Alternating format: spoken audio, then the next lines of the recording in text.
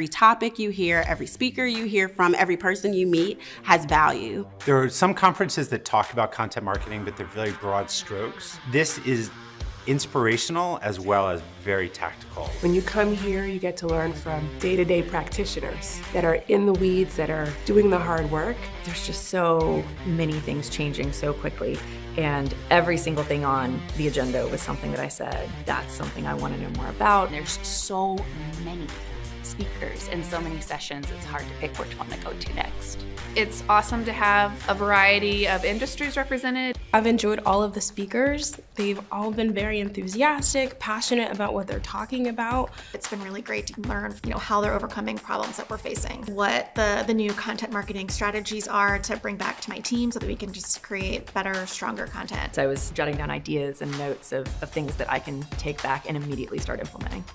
People are really authentic. I feel like you can ask a question and not feel like you're asking a stupid question. And they really want to build relationships with you, and that you don't find that at every conference. People are at all different levels, but even the people who've been doing it longer are here to mentor or to give advice. Next year, let's bring the whole team, because I feel like everyone from my VP to the specialists and the coordinators could get something out of this. There really is something for everyone. It is a special place.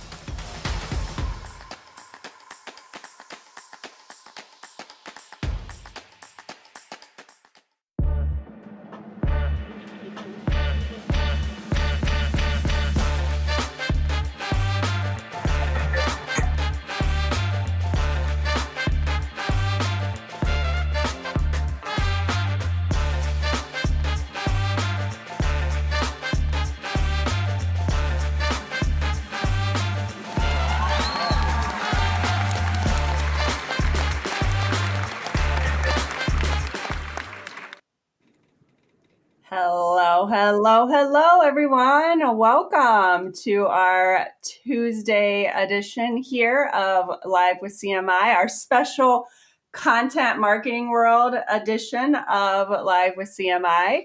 Thank you all for joining us, and thank you to my wonderful colleague here, JK, for joining me as well. How are we doing today, JK? I'm doing fantastic. Thank you for running the show again. A lot of people, we were just speaking with our guests, a lot of people don't know how much juggling you do behind the scenes. So I just wanted to take a few seconds to thank you for what you do, because you make my job very easy. So, thank you. Okay, I promise I wasn't complaining earlier. We were just talking about it. But, no, I'm wonderful. We're in the dog days of summer. We're on the countdown to Content Marketing World. I mean, come on. We're going to be leaving sunny, hot Cleveland for sunny, hot San Diego. So I can't wait. That's right. It is hard to believe that the countdown is on for Content Marketing World 2025. We're actually almost 50 days away. September 15th through the 17th in San Diego. And as we gear up for the conference right here on Live with CMI, we are featuring some of our super awesome CM World speakers, sharing their insight and expertise with us right here. And today is no different, right, JK? That is so right. Today we're chatting with Zack Kadish about how to use data and user insights to create content strategies that make sure our brands show up in traditional and AI-powered search engines. This is going to be a good one. Absolutely. And before we get to all that, if you join us week after week, you know my spiel here. If you didn't know, this live stream is brought to you by the Content Marketing Institute, and we are the leading training and education organization for, you guessed it, all things content and marketing. You can head over to contentmarketinginstitute.com. We have all kinds of great resources there, research, which we'll talk a little bit more about in a little bit. We have a lot of different events as well, digital events that Zack actually is a part of a lot of times. So head over to contentmarketinginstitute.com to see what we have over there. And as you join us today, as always, give us a little virtual wave. Let us know where you are joining us from. It always makes for a more engaging live stream when we hear from all of you. So as we go along today, feel free to drop a comment or question in the box below, and we will try to get to it as best we can as we go along here today. And I already see here a few people checking in from all over. We have Bashar from Lebanon. We have Susan from Charlotte. And Ryan says he's doing pretty well, enjoying a freshly cleaned fridge, ready to go. I don't know what that Ryan, do you want to come and clean my fridge? Because that's normally my job and I don't really feel like doing it. Yeah, I would agree with that. Our next caller is joining us from Manchester, New Hampshire. Randir from Nepal. So awesome. Thank you all for joining us today. And before we get to Zack, we want to take a moment we always have this segment at the beginning about making you smile, something that made us smile this week. Well, something that makes us smile that has to do with content marketing world is the relationships that people build here. Right, JK? It's so right. We were just, like I said earlier, we were just chatting about this. And the networking at CM World is great, but it's not just we're not just talking about the business relationships. We're talking about the ones that come out of and after the conference. And you might have meeting your next best friend there. So what we want to do today is we want to share the story of our friends, Amy Faire and Ann Wynn, who met at Content Marketing World a few years ago. So just take a listen. You're going to love this one. The way that I met Ann was she was actually meeting somebody else. And then I kind of tagged along. I was looking forward to meeting Shane Sheps. She was one of the speakers. We talked back and forth and really nurtured a relationship via Twitter. It was our first time meeting in real life. And then I kind of joined in with their group and hung out with them throughout the conference. And Amy and I happened to be both from Texas, so we bonded immediately because of that. We've been able to stay in touch, not just through Content Marketing World, just getting together to have lunch. It's been great because we've been there for each other when she's been, in between positions and opportunities and really supporting each other. And I've also been very supportive of her and making sure that I'm helping get her information out there and amplified as well. We're just really there to support each other and really truly are friends beyond just the work piece of it. I can call on her. We check on each other during storms. If that's, any indication of how, the personal level. I really appreciate that friendship that came out of something that was a work thing. It's just a mutually beneficial relationship that we have that started at Content Marketing World.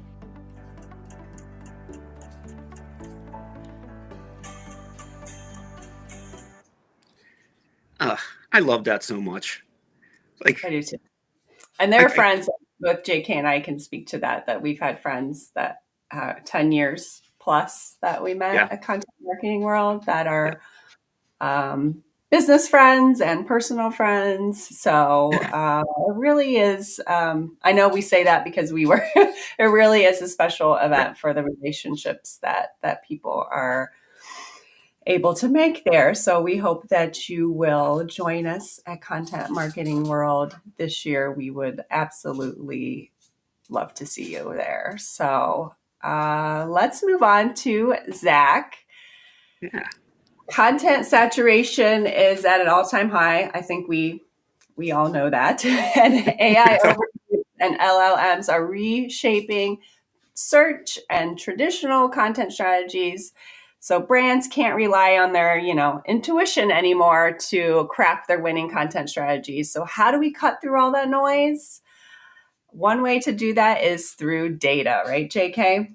That's right. And today we're chatting with, like I said, chatting with Zack Kadish. He's SEO lead at Faire for some insights on how to use data to craft high-impact content strategies for AI-powered search.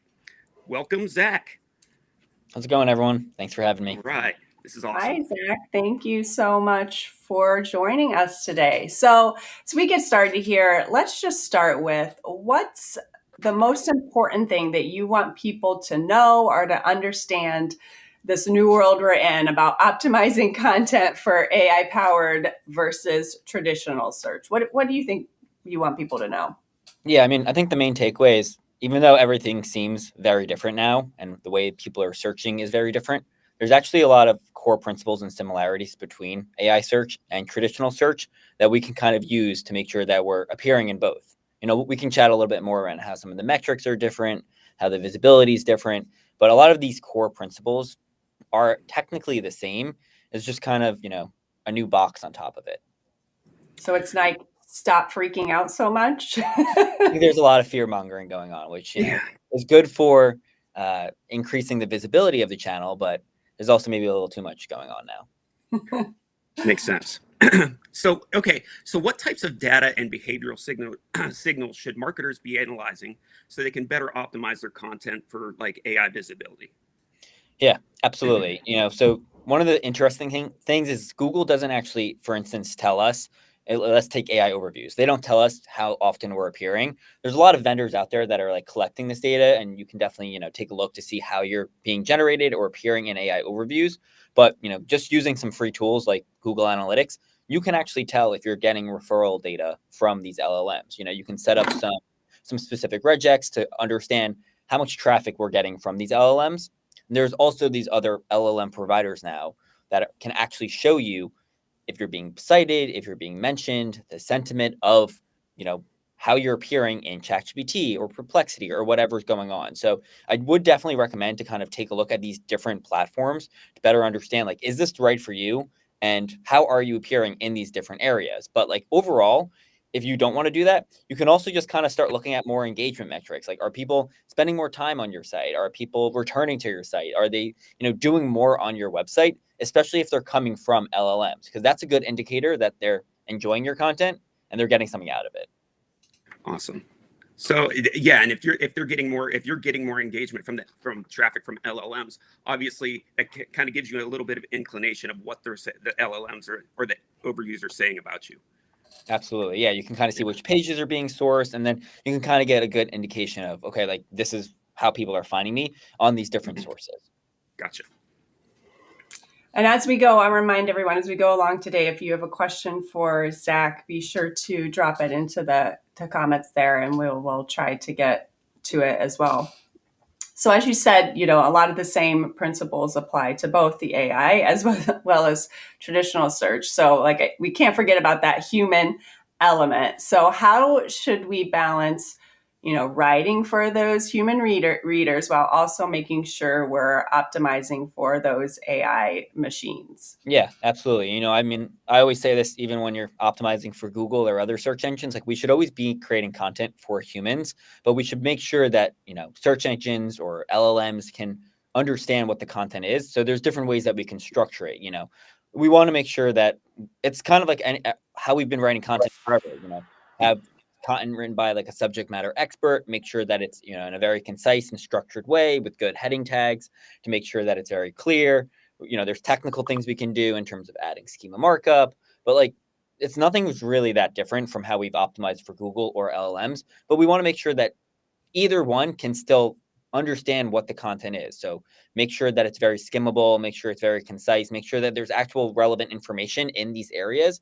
So we want to be very specific with our content moving forward, just because they're going to come to your site and kind of scrape it very quickly.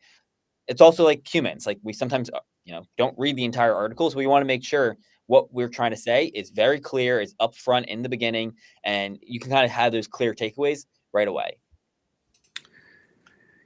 Yeah, well, okay, quick question. Let's pop back to tools a little bit, because you had chatted a little bit about tools a few seconds ago. So what tools or techniques do you recommend for like monitoring how like LLMs or like AI overviews are surfacing or interpreting our content? Yeah, absolutely. Because like we're using free tools, you're not really going to be able to necessarily see that all the time. There's a bunch of different LLM, visibility trackers. There's like, I feel like a new one every day that's popping up. I would recommend demo some of them. Some of them are more expensive. Some of them are very cheap. There's also the traditional SEO vendors that are now breaking into the space as well. So you can maybe add that on to your current package. All the traditional SEO vendors, and there's a lot new LLM vendors out there that are allowing you to actually monitor your visibility in different LLMs, or you're able to monitor your presence in AI overviews. So if you are noticing, let's say a big increase in impressions and a big decrease in clicks, It's what people are calling the great decoupling, because now you're showing up more in other places and you're not getting those clicks. I would recommend using one of these tools, because you do need to start to prove out to executives like, hey, we are actually visible. We are actually showing up. It's just users are searching differently. They're not clicking into our content. These AI generated answers are giving everyone the information right away, but we're the source that's being trusted with this information.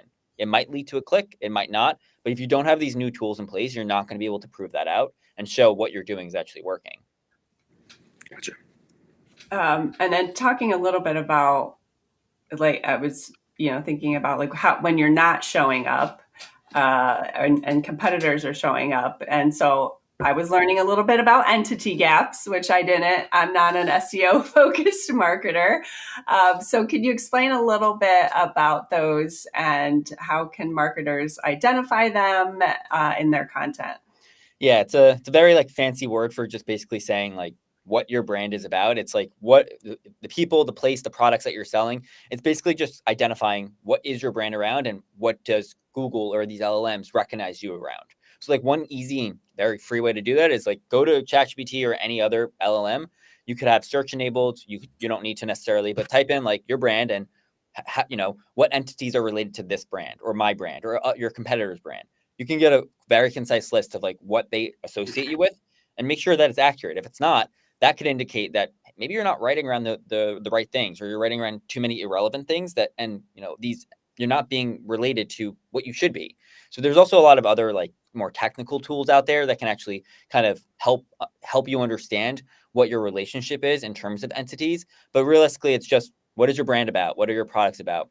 And a lot of this comes down to like topical authority and topical depth. So if you're not writing a lot about things that you should be, this could be an area to, further improve upon. It's like, hey, how can we create more thought leadership or more, evergreen content around this topic? Because we're not being associated to this, and we need to be, because this is what we are.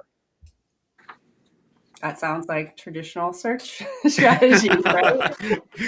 Nothing's changed. It's just Yeah. So funny. Well, considering, like we talked about, like there is a lot of fear mongering, and it does seem to be like things are changing so quickly. So how, even from last year, I just think about what we were talking about last year before Content Marketing World. So how can marketers stay on top of all these emerging trends in AI search?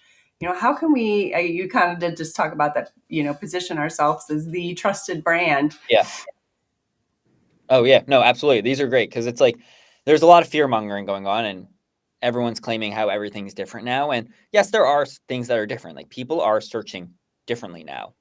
We all probably go to ChatGPT or other LLMs for other specific tasks or to get information, because it actually does give you pretty good insights very quickly. But I think how to think about it in terms of why we should be the advocates here is, one, we need to be monitoring what's going on in terms of your visibility, in terms of your content. So you can get ahead of it and be like, hey, while we are noticing impressions going up and clicks going down, these are the other areas that we feel we're showing up in, if you have other metrics to kind of point to. I think it's also important to, as SEOs or as content marketers, to educate other stakeholders around like what we can be doing, whether it's executives or just other cross-functional partners, like help leadership or other members understand what's changing and what's the same. That way we can get more buy-in to, all work together to try to improve our visibility in these different areas. And again, it's creating content still, because LLMs are sourcing the content from somewhere. So if we just stop creating this content, you're not going to be sourced further. You're not going to be showing up, and you're definitely not going to get that click. But there's, different ways that we can kind of approach this now. You got to test things out to see like what works and what doesn't. And I would recommend going into, an LLM of your choice and typing in information related to your brand, see what gets sourced. If you're not talking about some of those answers, maybe that's a quick and easy one to add to your content, like whether it's real proprietary data, more complex questions, like little things like that to show these LLMs like, hey, this is why we're the source that should be trusted and should be vetted here. Are there any, or what are some emerging content themes that you are paying attention to, or you think that marketers should pay attention to for, this future of search, AI search visibility? Yeah, and I think like one thing that is very different is LLMs are pulling content sources or mediums from all across the web. You know, they might pull from Reddit and discussions and forums. They might pull from like a press release from a third party. You know, they might pull from your own site. They could also pull from like YouTube or, you know, other social media platforms. So it's important that when we're creating content, we're trying to think about it as like a multi-model function. It's like, how can we turn this blog post into, you know, a LinkedIn post or into a YouTube video, or how can we, you know, maybe get it syndicated somewhere else? Because that is something that is different. Is LLMs are synthesizing answers from across the web. So if you're not showing up in these different areas, you're not going to appear as well. So like that's something also to kind of think through, and why we need to bring in cross-functional teams, because maybe you can talk to your PR and comms team and, you know, create some press releases, whether it's on your site or another site. Maybe it's working with your content team and turning stuff into videos, or, you know, your social team and turning it into different posts. So that's where taking your content and repurposing it into different areas is actually important, and could be a good way to show up and become more visible in these places. So if you weren't doing it before, like we've been telling you to do it, you should be doing it now. Now's the time. Now it matters more. That's Awesome, more Zack. important now than ever. I mean, because we've been preaching this for a long time, but now it's like you really need to do it. Absolutely. And that's why it's exciting. You know, there's a lot of fear mongering going on. Everyone's claiming they're a GEO expert, even though it's brand new. But in a sense, it's nice for the channel, because SEO has always kind of been a little underrated content as well. But now it matters more than ever before, because people are searching in different places. And it's just funny because LLMs still have very low visibility in terms of like traffic share, but we all start to use it more in our day to day. So it's, you know, kind of, there's opportunities in this chaos where people are actually starting to maybe listen a little bit around like, okay, we should maybe invest in this stuff that we didn't care as much about. Awesome, Zack. Well, Zack will have so much more on this topic in his session at Content Marketing World: Data-Driven Storytelling, Leveraging User Insights to Dominate AI Search and LLMs. His session is on Tuesday, September 16th. And if you head over to contentmarketingworld.com, you can read more about his session as well. And if you've already signed up for Content Marketing World, make sure you mark that on your agenda when the app opens. And if you aren't signed up, we hope to see you there. Zack, what do you love most about Content Marketing World? You know, I think that story in the beginning was, you know, a good way to kind of frame CM World. It's the people there. Everyone's very friendly. Everyone's very open. You can really just go up to anyone and start a conversation and meet a lot of interesting people who, you know, are sometimes in the same space as you, or sometimes doing things a little differently. So there's always good perspectives there. And you probably do. I love that they talk about meeting a speaker, you know, like they were, you know, the speakers just seem very accessible, and you'll see them walking around and talking to people and hanging with people, more than willing to share with the attendees. That's also what I love about our speakers. Yeah, absolutely. And then they can always, you know, grab you and give you a little bit more insight around what's going on. So it's always good to see that. Zack, I have a feeling that your ear is going to be talked off this year. I'm happy to help. So yeah, feel free to come up to me and we can chat more. Awesome. Awesome, Zack. Well, thank you so much. Where can people find you in the meantime before Content Marketing World? Yeah, absolutely. You know, connect with me on LinkedIn. You could, you know, go to my website, ZackKadish.com. Feel free to chat either way, and always happy to help in the meantime. Awesome. Well, thank you so much. And we will see you in like 50 days, and we will meet you in real life. I promise. Yes. We haven't officially met in real life. So we will see you there. Thank you, and have a good rest of your day, Zack. Yeah. Thank you. Take care. Oh boy. Awesome. That is going to be an intense session. Well, you're right. I think that will be a very popular session at Content Marketing World. So before we go today, we do have a few other things that we want to tell you about today, right, JK? That's right. In case you missed it, we need your help in shaping the future of content marketing. We are currently looking for insights for our annual Content Marketing Institute Marketing Profs Content Marketing Survey. Your insights are valuable and like help us navigate our changing industry. So act now, because the survey closes soon. And as a thank you for your time, you may enter for if you fill out the survey, you may enter a prize to get I think we're doing one of 5 $100 Visa gift cards. I mean, come on, answer some questions, get thrown into a nice drawing. Come on, $100, spend it at Content Marketing World. So take the survey today. Like I said, it's very important. We've been doing this survey for so many years. And, the insights have changed from the first survey that we did. I can't even remember how long ago it was. I think now, around 15 or 16, yeah. I think it's 16, but it's unbelievable how our industry has shifted, and it's all shifted, and it's all focused on what you're telling us. So we really need to hear from you. So take that survey. And it's one of the most cited research reports on content marketing. So we really do rely on insights from real content marketers. So we really need you to help us out and fill out that survey. So we'd really appreciate it. And we also want to let you know, besides Content Marketing World, one of our other favorite things to do is the Content Marketing Awards. And we just recently announced our winners for our categories. So you can head over to contentmarketingawards.com and see the list of 50 plus winners.